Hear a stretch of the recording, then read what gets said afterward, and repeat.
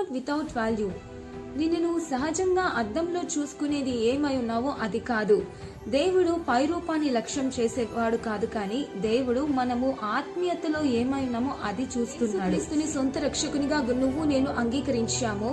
మన తల్లిదండ్రుల నుండి వచ్చిన DNA యేసు రక్తం ద్వారా కడిగివేయబడి ఈ రోజు నీ నాలో ప్రవహిస్తున్నది దేవుని DNA. అందుకే 1 పేతురు 1:22 ఇలాగ సెలవిస్తుంది, మీరు క్షయ బీజము నుండి కాక శాశ్వతమగు జీవము గల దేవుని యొక్క అక్షయ బీజము నుండి పుట్టింపబడిన వారు.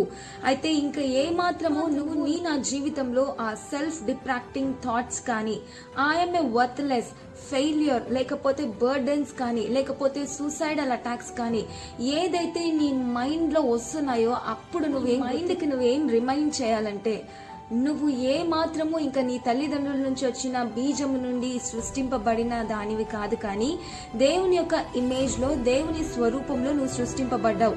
అందుకే నువ్వు నీ మనసుతో ఏం చెప్పాలంటే, now you are no longer your father kind, your mother kind, your brother kind, your relatives kind. Now you are shifted into God's kind. Now you are not born into your family tree. It is shifted. Now you belongs to God's family. Amen.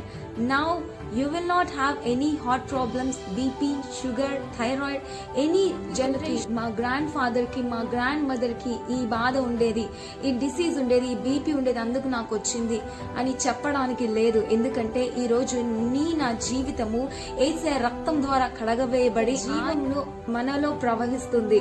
ఆయనకు పుట్టింపబడిన వారము కాబట్టి యేసయ్య మన కోసము, మన రోగాల కోసము, మన వ్యసనాల కోసము, మన దరిద్రత కోసము ఆయన సిలువలో మరణించాడు. కాబట్టి ఆయన వంశానికి చెందిన నా జీవితంలో ఈ లోకంలో ఉన్న ఏ రోగము, ఏ జనరేషన్ నుంచి వచ్చే బాధ గాని, ఆ కర్స్ కానీ ఏది లేకుండా యేసుక్రీస్తు సిలువలో అన్ని తీసేసుకున్నాడు. హల్లెలూయా.